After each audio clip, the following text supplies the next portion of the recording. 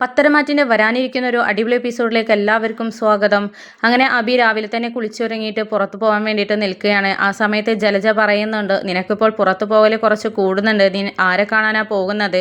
നിനക്കിപ്പോൾ ഭാര്യയോട് ഒരു സ്നേഹമൊക്കെ തോന്നി തുടങ്ങിയിട്ടുണ്ടല്ലോ, എന്താ അതിനുള്ള കാരണം എന്നൊക്കെ ചോദിക്കുന്ന സമയത്ത്, അതെന്താ അമ്മേ, ഞാൻ എക്കാലവും അവളെ വെറുത്ത് കഴിയണമെന്നാണോ? എനിക്ക് ഇനി ഒരിക്കലും അവളെ വെറുക്കാനൊന്നും പറ്റില്ല. ഞാൻ അവളെ സ്നേഹിച്ചു തുടങ്ങി. കാരണം എനിക്ക് എന്താണെന്നറിയില്ല, ആ കുഞ്ഞിനോട്, നവ്യയുടെ വയറ്റിലുള്ള കുഞ്ഞിനോട് ഒരു സ്നേഹമൊക്കെ തോന്നി തുടങ്ങിയിട്ടുണ്ട്. ചിലപ്പോൾ ദൈവമായിട്ട് തോന്നിപ്പിക്കുന്നതായിരിക്കും എന്നൊക്കെ പറയുന്ന സമയത്ത് ജലജ പറയുന്നുണ്ട്, നിനക്ക് അവളുടെ വയറ്റിലുള്ള കുഞ്ഞിനോട് സ്നേഹമോ? ഞാനിതൊരിക്കലും വിശ്വസിക്കില്ല. കാരണം നീ എൻ്റെ മകനല്ലേ, നീ എന്തെങ്കിലും ഒരു ലക്ഷ്യം കാണാനല്ലാതെ മറ്റാരെയും ഒന്നിനും സ്നേഹിക്കില്ല എന്നൊക്കെ പറയുകയാണ്. ആ സമയത്ത് അഭി ചിന്തിക്കുന്നുണ്ട്, അതെ, എനിക്ക് അങ്ങനെ ഒരു ലക്ഷ്യം തന്നെ എൻ്റെ മനസ്സിലുണ്ട്, പക്ഷെ അത് നിങ്ങളോട് പോലും ഞാൻ തുറന്നു പറയില്ല എന്നൊക്കെ പറയുകയാണ്. അങ്ങനെ പിന്നീട് ജലജ പറയുന്നുണ്ട്, നീ എന്തൊക്കെയോ എന്നിൽ നിന്നും മറച്ച് പിടിക്കുന്നുണ്ട്, അത് നീ കറക്റ്റായിട്ട് എന്നോട് തുറന്ന് പറയുന്നില്ല എന്നൊക്കെ പറയുന്നുണ്ട്. അതാ സമയത്ത് അഭി പറയുന്നുണ്ട്, അതൊക്കെ വഴിയെ അമ്മയ്ക്ക് മനസ്സിലായിക്കോളും, അല്ലാതെ ഇപ്പോൾ എനിക്ക് ഒന്നും പറയാൻ താല്പര്യമില്ല എന്നൊക്കെ പറഞ്ഞിട്ട് അഭി അവിടെ നിന്ന് പോവുകയാണ്. അങ്ങനെ ആ സമയത്ത് ജലജ ചിന്തിക്കുന്നുണ്ട്, എല്ലാ കള്ളത്തരങ്ങളും മനസ്സിലാക്കിയെടുക്കുന്ന എനിക്ക് നിൻ്റെ കള്ളത്തരങ്ങളും മനസ്സിലാക്കിയെടുക്കാൻ അത്ര ബുദ്ധിമുട്ടൊന്നുമില്ല, അതൊക്കെ ഞാൻ കണ്ടുപിടിച്ചോടാടാ എന്നൊക്കെ ഇങ്ങനെ ചിന്തിച്ച് നിൽക്കുകയാണ് ജലജ. അങ്ങനെ പിന്നീട് അബി പുറത്ത് കറങ്ങിങ്ങനെ നടക്കുകയാണ്. ആ സമയത്ത് അവളെ എങ്ങനെയാണ് ജീവിതത്തിൽ നിന്ന് ഒഴിവാക്കാൻ പറ്റുക എന്നുള്ളതൊക്കെ, കാമുകിയെ തൻ്റെ ജീവിതത്തിൽ നിന്നും എങ്ങനെയെങ്കിലും ഒഴിവാക്കണം, അതിനുള്ള മാർഗമൊക്കെ കണ്ടെത്തണം എന്നുള്ളതൊക്കെ ചിന്തിച്ച് നിൽക്കുന്ന സമയത്താണ് പെട്ടെന്ന് നവ്യയുടെ ഒരു ഫോൺ കോൾ വരുന്നത്.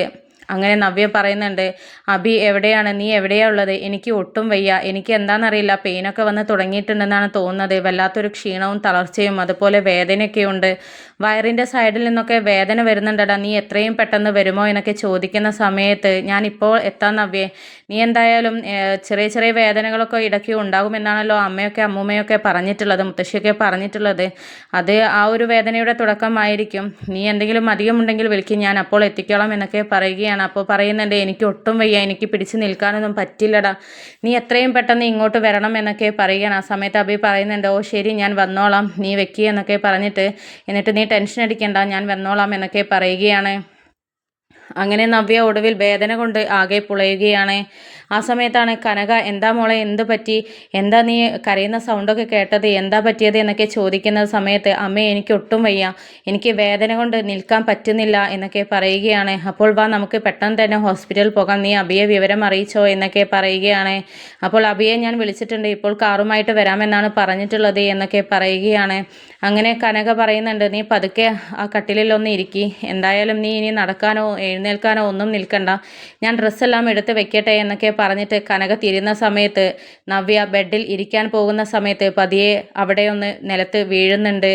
എന്നിട്ട് അയ്യോ അമ്മേ എന്നൊക്കെ പറഞ്ഞിട്ട് കരയുകയാണ്. ആ സമയത്ത്, നീ എന്താ മോളെ കാണിച്ചത്, ശ്രദ്ധിക്കേണ്ട, സൂക്ഷിച്ചിരിക്കാനല്ലേ പറയുന്നത്, ഇനി എന്തൊക്കെയാണ് സംഭവിക്കാൻ പോകുന്നത് എന്നറിയില്ലല്ലോ ഈശ്വര, എന്താ നീ ശ്രദ്ധിക്കാതിരുന്നത് മോളെ എന്നൊക്കെ കരഞ്ഞുകൊണ്ട് പറഞ്ഞിട്ട് കനക പതുക്കെ നവ്യയെ പിടിച്ച് കട്ടിലിൽ ഇരുത്തുകയാണ്. എന്നിട്ട്, നീ ഒന്നുകൂടെ അബിയെ വിളിക്കും, ഞാൻ അല്ലെങ്കിൽ നീ വിളിക്കണ്ട, ഞാൻ അച്ഛനോട് പറയാം, നീ റെസ്റ്റ് എടുക്കും മോളെ എന്നൊക്കെ പറഞ്ഞിട്ട് ഗോവിന്ദനെ കൊണ്ട് അബിയെ വിളിപ്പിക്കുന്നുണ്ട്. അങ്ങനെ അബി ഫോൺ എടുത്തിട്ട് പറയുന്നുണ്ട്, അച്ഛാ ഞാൻ വന്നുകൊണ്ടിരിക്കുകയാണ്, ടെൻഷൻ ആവണ്ട, ഇപ്പോൾ എത്തും, ഒരു 5 മിനിറ്റ് എന്നൊക്കെ പറയുകയാണ്. അങ്ങനെ പിന്നീട് അബി എത്തുന്നുണ്ട്, നവ്യയെ പതുക്കെ പിടിച്ചിട്ട് കാറിലേക്ക് കയറ്റുകയാണ്. ആ സമയത്ത് നവ്യ നിലവിളിച്ച് കരയുകയായിരുന്നു. എനിക്ക് ഒട്ടും സഹിക്കാൻ പറ്റുന്നില്ല, എനിക്ക് എന്തോ പോലെ ആകുന്നു, തല കറങ്ങുന്നു, ബോധം കെട്ട് പോകുന്നു എന്ന അവസ്ഥയിലാണ് അബി എനിക്കുള്ളത്, എനിക്ക് പേടിയാകുന്നു അബി എന്നൊക്കെ പറയുകയാണ്.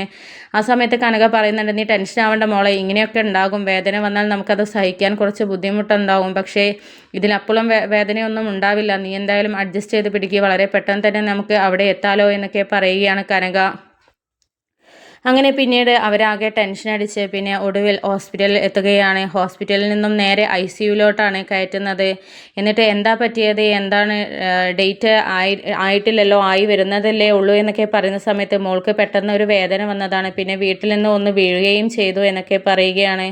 അപ്പോൾ ഡോക്ടർ ഞാനൊന്ന് പരിശോധിക്കട്ടെ എന്നിട്ട് വിവരം പറയാം എന്നൊക്കെ പറയുകയാണ്. അങ്ങനെ നവ്യയെ നേരെ ICUലോട്ട് കയറ്റുകയാണ്. അങ്ങനെ പിന്നെ നവ്യയെ പരിശോധിച്ച ശേഷം ഡോക്ടർ പുറത്തോട്ട് വരുന്നുണ്ട്. എന്നിട്ട് കനകയോട് പറയുന്നുണ്ട്, കുറച്ച് സീരിയസ് ആണ്, എന്തായാലും നിങ്ങൾ ഇവിടെ തന്നെ നിൽക്കണം. ബ്ലഡൊക്കെ ആവശ്യമുണ്ടെങ്കിൽ വിവരം അറിയിക്കും. അതുകൊണ്ട് ഇവിടെ നിന്നും എങ്ങോട്ടും പോകരുത്. എന്തായാലും പെട്ടെന്ന് തന്നെ സർജറി ചെയ്തേ പറ്റൂ, അല്ലെങ്കിൽ കുഞ്ഞിനോ അല്ലെങ്കിൽ അമ്മയ്ക്കോ ആപത്ത് സംഭവിക്കാൻ സാധ്യതയുണ്ട് എന്നൊക്കെ പറയുകയാണ്. ഇത് കേട്ടപ്പോൾ ആകെ ടെൻഷൻ അടിച്ച് നിൽക്കുകയാണ് കനക. അബിക്കാണെങ്കിൽ വലിയ കൂസലൊന്നുമില്ല, പക്ഷേ സങ്കടം പുറത്ത് അവരെ കാണിക്കാൻ വേണ്ടിയിട്ട് അഭിനയിക്കുന്നുണ്ട്. കാരണം അബിക്ക് കുഞ്ഞ് ചത്താലും അവൾ ചത്താലും പ്രശ്നമില്ല എന്ന മട്ടിൽ തന്നെയാണ് ഉള്ളത്. അങ്ങനെ പിന്നീട് ഡോക്ടറെ ഓപ്പറേഷനൊക്കെ ചെയ്ത് പുറത്തോട്ട് വരികയാണ്. ആ സമയത്ത് ഡോക്ടറുടെ മുഖം ആകെ സങ്കടത്തോടു കൂടിയാണ് നിൽക്കുന്നത്.